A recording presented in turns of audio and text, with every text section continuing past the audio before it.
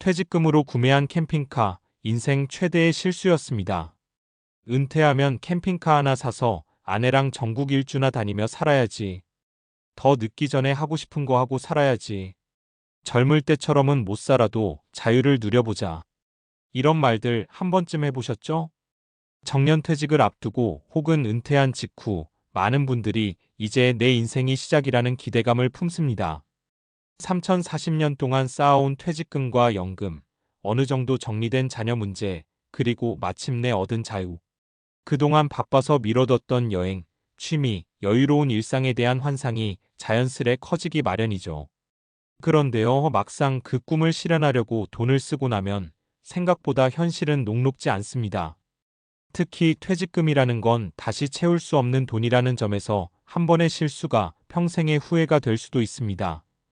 오늘은 그런 의미에서 캠핑카를 퇴직금으로 샀다가 후회한 사람들의 이야기를 중심으로 은퇴 후 삶을 준비할 때 고려해야 할 점들을 풀어보려고 합니다. 캠핑카는 단지 상징일 뿐이고 그 속에는 성급한 소비, 준비 없는 변화, 현실과의 괴리가 숨어 있습니다. 1. 첫 번째 사례. 캠핑카는 샀지만 아내는 안 탔습니다. 박정호 66세, 가명씨는 정년퇴직을 하자마자 그동안 꿈꾸던 캠핑카를 샀습니다. 4,500만 원짜리 중형 모델로 오래된 SUV를 팔고 퇴직금 일부를 보탠 것이죠. 아내와 둘이 전국을 여행하며 노후를 보내려 했습니다. 그런데 막상 캠핑카를 몰고 나설 때 아내가 이렇게 말했습니다. 나는 불편해서 못 다녀. 화장실도 불편하고 자고 나면 허리도 아프고 그냥 집이 제일 편해. 결국 박 씨는 혼자 캠핑카를 몰고 다녔습니다. 한두 번은 자유로웠지만 점점 외로움과 불편함이 커졌습니다. 도시마다 주차할 곳이 마땅치 않았고 전기수도 연결 문제도 예상보다 더 번거로웠습니다. 무엇보다 60대 후반에 혼자서 모든 걸 세팅하고 운전하는 건 생각보다 체력적으로 벅찼다고 합니다. 1년 반 만에 캠핑카는 중고로 팔렸습니다. 구매가의 절반에도 못 미쳤고 관리보험 수리비로 쓴 돈을 따지니 총 손실이 2천만 원 가까이 됐다고 하네요. 박 씨가 하는 말 뼈가 있습니다. 꿈을 실현하려면 같이 꿈꿀 사람이 있어야 돼요. 그리고 그 꿈이 현실이 됐을 때 감당할 수 있는지도 생각해봐야 하고요. 2. 두 번째 사례. 유지비는 생각 못했어요. 최명자 62세, 가명씨는 남편과 함께 30년간 맞벌이하며 고생했고 이제는 자신을 위한 삶을 살고 싶었습니다. 6천만 원 정도 퇴직금이 나왔고 남편이 캠핑카를 타고 낚시 여행 다니자고 설득해 구매를 결정했습니다. 처음엔 설렜습니다. 강원도, 전라도, 제주도 몇 달 동안 이곳저곳을 누비며 자연을 만끽했죠. 그런데 문제가 생긴 건 캠핑카 유지비였습니다.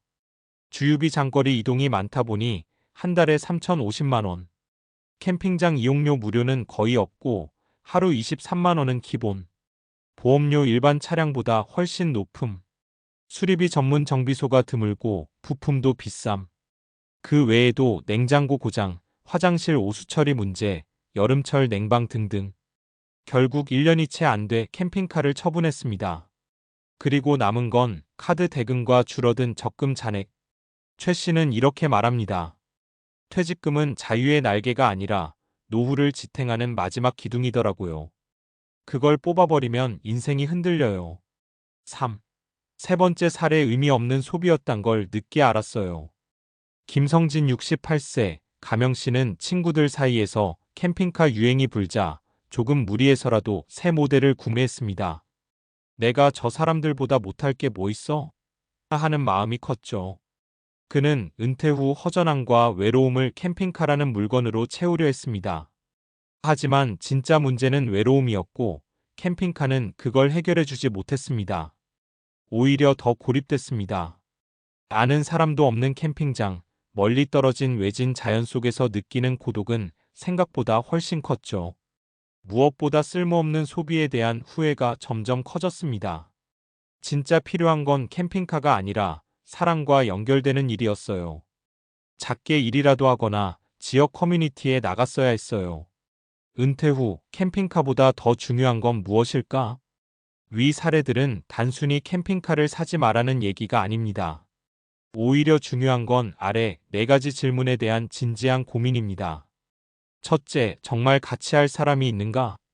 캠핑카 여행은 대부분 2인 이상이 함께할 때 의미가 있습니다. 혼자서는 물리적, 심리적 한계가 큽니다. 부부의 취향이 다른데 억지로 맞추려 하면 불화만 생깁니다. 둘째, 건강과 체력이 가능한가? 캠핑은 생각보다 노동이 많습니다. 물, 전기 연결, 주차, 친구 정리 등 다 손이 가는 일이고 고령일수록 체력적으로 부담됩니다. 셋째, 비용을 지속적으로 감당할 수 있는가? 퇴직금은 소모품이 아닙니다. 캠핑카 외에도 생각보다 유지비가 많이 들고 수입이 없는 상황에서 반복 소비는 위험합니다. 넷째, 진짜 원하는 게 뭔지 알고 있는가? 여행이 목표인지 휴식이 목표인지 아니면 새로운 사회적 관계나 취미를 만들고 싶은 것인지 목적이 불분명하면 소비도 흐릿해집니다. 마무리하며 퇴직금, 자유를 위한 돈이지만 준비된 자유여야 합니다. 퇴직금은 내 인생의 마지막 보너스입니다. 그것을 어디에 어떻게 쓰느냐는 그 사람의 철학과 삶의 태도를 보여줍니다. 그렇기 때문에 한순간의 낭만이나 유행에 휩쓸려 큰돈을 쓰는 건 정말 신중해야 합니다. 캠핑카가 아니라도 어떤 소비든 마찬가지죠. 가장 좋은 소비는 나를 지탱해주는 소비입니다. 은퇴 후에 정말 필요한 건 건강, 관계, 그리고 일정한 리듬입니다. 이 3가지를 갖추기 위한 투자라면 그건 결코 헛되지 않겠죠. 마지막으로 한 말씀 드리자면 은퇴는 시작입니다. 하지만 그 시작이 빛나려면 준비된 조명이 필요합니다. 캠핑카가 그 조명이 되지 못한다면 다른 방법을 찾아야죠. 지금까지 은퇴 후 캠핑카 구매가 가져온 실수와 그 안에 담긴 문제점을 이야기했으니 다음에는 은퇴 후 재정관리와 심리적 안정의 중요성에 대해 이어가면 자연스럽고 논리적으로도 탄탄할 거예요. 왜냐하면 캠핑카 구매 실패 사례에서 드러난 핵심 문제는 결국 재정 부담과 심리적 기대치 관리 실패이기 때문입니다. 은퇴 후 재정 관리와 심리적 안정은 왜 필수일까? 은퇴는 소득이 급격히 줄어드는 시기입니다. 직장에서 받던 급여가 끊기고 연금이나 저축으로 생활해야 하죠. 여기서 중요한 건 2가지입니다. 재정의 지속 가능성 유지, 심리적 안정과 행복 추구. 1. 재정의 지속 가능성 유지. 과학적 연구들에 따르면 은퇴자의 평균 수명은 점점 길어지고 있습니다. 우리나라 통계청에 따르면 2020년대 초반 기준으로 남성 평균 기대 수명은 약 79세, 여성은 85세 이상입니다. 은퇴가 6065세에 시작된다고 하면 최소 1520년 이상 재정을 잘 관리해야 하는 셈입니다. 지속 가능하지 않은 지출은 노후 파산의 주원인입니다. 출처 미국 소비자금융보호국 CFPB 연구. 대형 소비 예컨대 캠핑카 같은 고가의 취미용품 구매 후 유지비 부담은 연금 고가를 앞당깁니다. 따라서 퇴직금은 고정적 생활비 비상금 미래를 위한 투자의 세 부분으로 나누어 안전하게 관리해야 합니다. 2. 심리적 안정과 행복 추구. 은퇴 후 행복은 단순히 소비에서 오는 만족감이 아닙니다. 심리학 연구의 하버드 성인발달 연구에 따르면 은퇴자의 행복은 사회적 관계, 신체 건강 의미 있는 활동 참여와 깊은 관련이 있습니다. 소비 중심의 일시적 행복은 곧 사라지고 외로움과 공허감을 더 키울 위험이 있습니다. 캠핑카 구매 사례에서처럼 물건을 통한 외로움 해소는 일시적이며 결국 내면의 심리적 욕구를 채워주지 못합니다. 그래서 어떻게 해야 할까?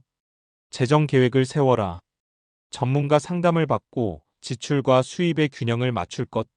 생활비는 연금과 저축에서 안정적으로 충당하고 투자나 취미 비용은 별도 관리. 사회적 관계와 활동을 유지하라. 동호회, 봉사활동, 교육 프로그램 참여 등으로 사회적 연결망을 강화.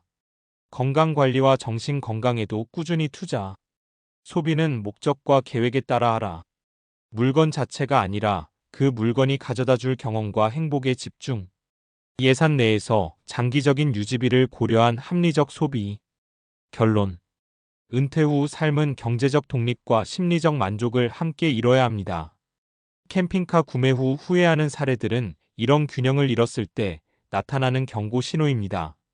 과학과 데이터가 말해주듯 은퇴는 여행이나 소비보다 더 큰 준비가 필요한 인생의 전환점입니다.